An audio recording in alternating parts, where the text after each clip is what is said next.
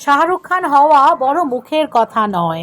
অনেক ত্যাগ, অনেক তিতিক্ষা, অনেক পরিশ্রম, শৃঙ্খলা পরায়ণতার পর হওয়া যায় শাহরুখ খান।